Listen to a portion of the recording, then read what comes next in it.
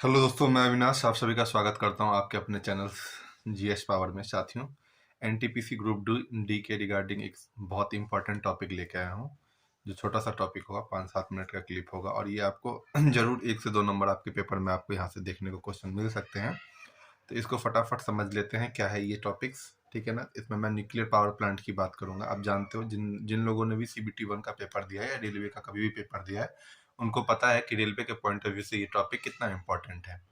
तो बहुत तसल्ली से इन चीज़ों को समझेंगे कि क्या है ये टॉपिक्स और कैसे इसको करना है, क्या क्या इसके अंदर पढ़ना है। आप ये 5-7 मिनट का क्लिप देख लोगे तसल्ली से, तो मैं पूरे वादा करता हूँ कि यहाँ से आपके एक भी क्वेश्चन गलत नहीं होंगे और यहाँ से जरूर 1 न 2 क्वेश्चन आपको देखने को मिल सकते हैं। इसमें बात करेंगे न्यूक्लियर पावर प्लांट की। किसकी बात करेंगे? न्यूक्लियर पावर प्लांट की बात करेंगे। सबसे पहले एटॉमिक यानी न्यूक्लियर पावर प्लांट की बात करेंगे, यानी कि एटॉमिक एनर्जी की बात करेंगे। तो बहुत टू द पॉइंट रहेंगे, एग्जाम के रिगार्डिंग ही हम बात करेंगे। तो सबसे पहले ये क्या होता है nuclear power plant? Atomic energy का यूज करना होता है इसमें। एटम, आप जानते हो एटम के अंदर क्या होता है? न्यूक्लियस होता है। उस न्यूक्लियस के साथ जब रिएक्शन करते हैं तो एक एनर्जी निकलती है। वो 2 वे में होती है, एक अनकंट्रोल होती है, एक कंट्रोल होती है।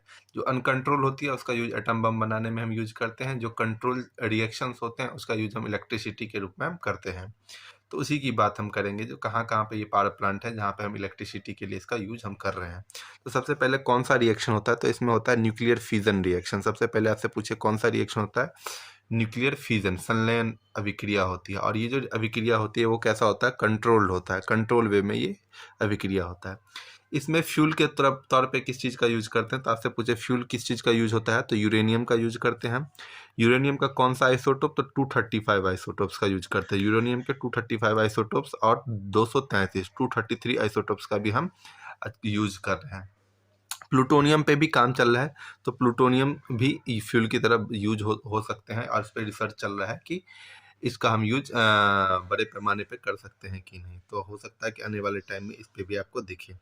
सबसे पहले बात करते हैं इसके थोड़े से हिस्टोरिकल बैकग्राउंड की। अगर बात करेंगे तो architect of the Indian atomic energy, architect किसे कहा जाता है? इंडियन एटॉमिक एनर्जी का आर्किटेक्ट किसे कहा जा सकता है, या इसी को घुमा के पूछा जा सकता है father of nuclear research in India. Father of nuclear research in India पूछे या architect of atomic Indian atomic energy पूछे, दोनों का आंसर एक ही होगा, होमी जहांगीर भाभा। नाम सुना होगा, होमी जहांगीर भाभा।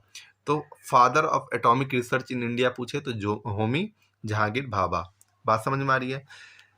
तो इनको कहा जाता है। कहाँ पे ये स्टार्ट हुआ? तो भैया ये स्टार्ट होता है Tata institute of fundamental research में। कहाँ पे? Tata institute of fundamental research. कब इसकी स्थापना होती है? 1945 में। टाटा इंस्टीट्यूट, इसको TIFR भी कहते हैं, Tata institute of fundamental research की स्थापना होती है 1945 में, है कि नहीं। इसके रिगार्डिंग कुछ और इम्पोर्टेंट तथ्य हैं, उसको भी आप याद करके जाओगे। सबसे पहले अप्रैल 1948 में एन एटॉमिक एनर्जी एक्ट पास होता है। उस टाइम हमारा देश आज़ाद हुआ था। आज़ादी होते ही, क्योंकि नेहरू जी से थोड़े से दूरदर्शी माने जाते थे, तो उन्होंने इस पर काम करना शुरू कर दिया था। एटॉमिक एनर्जी एक्ट अप्रैल 1948 में पास होता है। 10 दिसंबर को 1948 को ही इंडियन एटॉमिक एनर्जी कमीशन की स्थापना कर दी जाती है। एक कमीशन बना दिया जाता है जिसका नाम होता है इंडियन एटॉमिक एनर्जी कमीशन। कब? 10 दिसंबर 1948 को।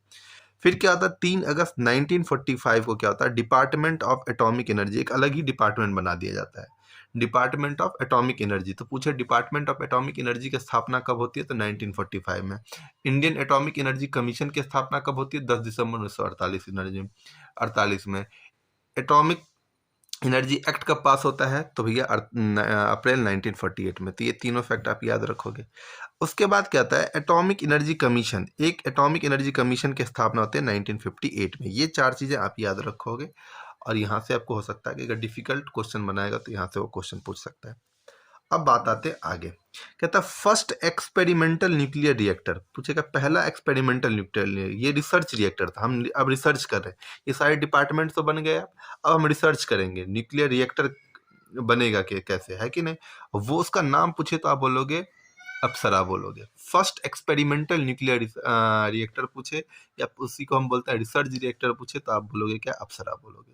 ये कहाँ पे किया था? तो ट्रॉम्बे में किया था। ये ट्रॉम्बे कहाँ है? जहाँ पे भाभा एटॉमिक रिसर्च सेंटर है, बार्क। और ये एनटीपीसी में पूछा जा चुका है, मेरे पेपर में ही पूछा था। बार का मुख्यालय कहाँ पे है, तो मुंबई में है भैया। मुंबई में कहाँ, ट्रॉम्बे में। इसकी स्थापना कब ये फंक्शन करना स्टार्ट कर दिया था 1956 में।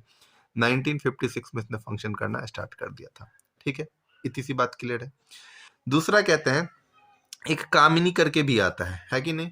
तो कामिनी में जो हमने फ्यूल का यूज किया था वो यूरेनियम 233 आइसोटोप्स का यूज किया था। तो यूरेनियम आइसोटोप्स का कौन सा, 233 आइसोटोप्स का यूज करके हमने जो बनाया था न्यूक्लियर रिएक्टर, वो कौन सा हमारा, कामिनी था। कहाँ पे ये, तो कलपक्कम। कलपक्कम कामिनी का पूरा नाम ही है, देखो के ए से है कलपक्कम, मिनी का मतलब मिनी रिएक्टर, यानी कामिनी का मतलब क्या हो गया, कलपक्कम मिनी रिएक्टर। यहाँ पे मिनी रिएक्टर की बात कर रहे हैं तो कौन से आइसोटोप्स की यूज करेंगे हम, यूरेनियम 233 का यूज करेंगे। कहाँ पे किया था भैया, तो इसका नाम याद रख लें, Indira Gandhi centre for atomic research.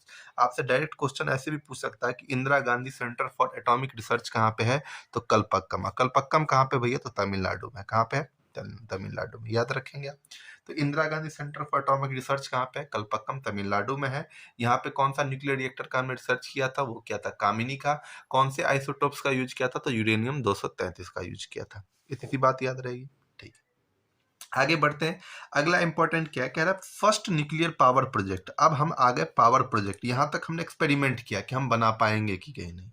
अब हम क्या करेंगे, प्रोजेक्ट की तरफ का काम करते हैं। पहला nuclear power project was commenced at Tarapur. कहाँ पे किया था हमने, तारापुर। तारापुर कहाँ पे है भैया, तो महाराष्ट्र में। कब किया था, तो 1964 में। तो पहला न्यूक्लियर पावर प्रोजेक्ट कहाँ पे हमने किया था, तारापुर महाराष्ट्र में। और कब किया था, तो 1964 में किया था।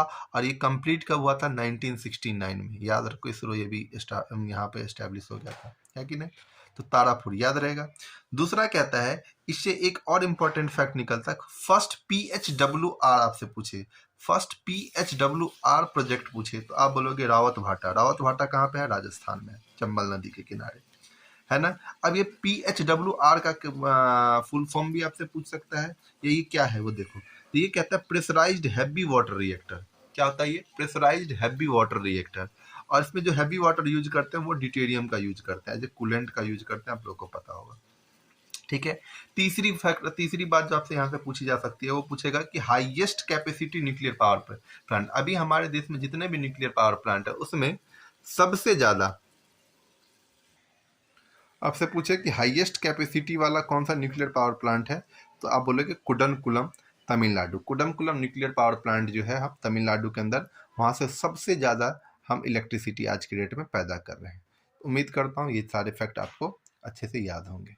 अब ध्यान से देखेंगे, नेक्स्ट जो है हमारा वो है nuclear power corporation, nuclear power corporation of India limited. अब एक हमने कंपनी का गठन कर दिया, कौन सा है, न्यूक्लियर। सबसे पहले तो ऐसा ही क्वेश्चन पूछ सकता है कि NPCIL का फुल फॉर्म क्या होता है, तो nuclear power corporation of India limited, पहली बात। ठीक है, ये क्या कहाँ आता है, डिपार्टमेंट ऑफ एटॉमिक एनर्जी के अंतर्गत, डिपार्टमेंट ऑफ एटॉमिक एनर्जी के अंतर्गत आता है। इसकी एस्टेब्लिशमेंट कब होती है, 1987 में होती है। तो भैया न्यूक्लियर पावर से रिलेटेड जो भी काम होगा वो यही डिपार्टमेंट करेगी। कौन सा, nuclear power corporation of India limited. ये किसके अंदर अंतर्गत आता है, डिपार्टमेंट ऑफ एटॉमिक एनर्जी। और डिपार्टमेंट ऑफ एटॉमिक एनर्जी किसके अंतर्गत आएगा पूछेगा, तो डायरेक्ट PMO के अंदर आता है, सीधे प्रधानमंत्री के अंदर आता है। ठीक है, काम क्या है, generation of nuclear power for electricity. इनका काम क्या है कि न्यूक्लियर पावर का जनरेशन करना, किस पर्पस के लिए, इलेक्ट्रिसिटी के लिए, याद रहेगा। इसका हेडक्वार्टर पूछे कहाँ पे है, तो मुंबई में है। चेयरमैन और MD का नाम पूछे तो मुकेश सहगल इस टाइम इसके चेयरमैन है। ठीक है, तो nuclear power corporation of India limited आपसे पूछेगा तो उम्मीद करता हूँ बता दोगे। इलेक्ट्रिसिटी सोर्स के अंतर्गत ये जो न्यूक्लियर पावर का जो स्थान है हमारे देश में, वो 5th स्थान पे है। तो पूछेगा सबसे ज़्यादा पावर हम कहाँ से जनरेट करते हैं, तो कोल के थ्रू। ये क्वेश्चन पूछा जा चुका, हो सकता है तो ये भी पूछ ले। तो इलेक्ट्रिसिटी जनरेशन में न्यूक्लियर पावर का क्या कौन सा स्थान है, तो 5th स्थान है। सबसे ज़्यादा हम कहाँ से करते हैं, तो भैया हम कोल से करते हैं। इतनी सी बात याद रहेगी, उम्मीद करता हूँ कि आप समझ पाए। अब क्वेश्चन हमसे ऐसे भी पूछा जा सकता है कि भैया टोटल न्यूक्लियर पावर प्लांट हमारे देश में कितने हैं, तो एक भैया अभी ऑपरेशनल जो है टोटल 7 है। अभी एक हरियाणा में उन्होंने अनाउंस किया है, हो सकता है 2024 तक वो चालू हो जाए, लेकिन अभी तक जो है वो है 7। आपसे पूछा जाएगा तो ऑपरेशनल पूछा जाएगा कितने हैं, तो 7 है भैया।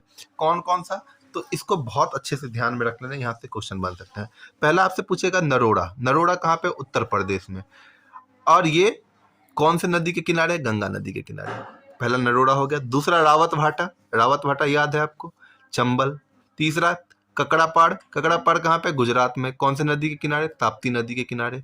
एक तारापुर है, तारापुर कहाँ पे? महाराष्ट्र में, है कि नहीं? आप पूछोगे नदी, तो या तो न्यूक्लियर पावर प्लांट जो होंगे या तो नदी के किनारे होंगे या कोस्टल एरिया में होंगे। तो ये तारापुर जो है वो महाराष्ट्र के कोस्टल इलाके में है। कैगा कर्नाटक, ये भी काली नदी के किनारे है। कलपक्कम तमिलनाडु और कुडमकुलम, कुडमकुलम याद है आपको, यहाँ पे सबसे ज्यादा पावर का जनरेशन होता है। तो ये सारी चीज मुझे लगता है कि आपको भी याद होगा, इससे एक भी क्वेश्चन बाहर नहीं जाएंगे। इसको एक दो बार घुमा के पढ़ लेना, जरूर पेपर से पहले इसको पढ़ लेना।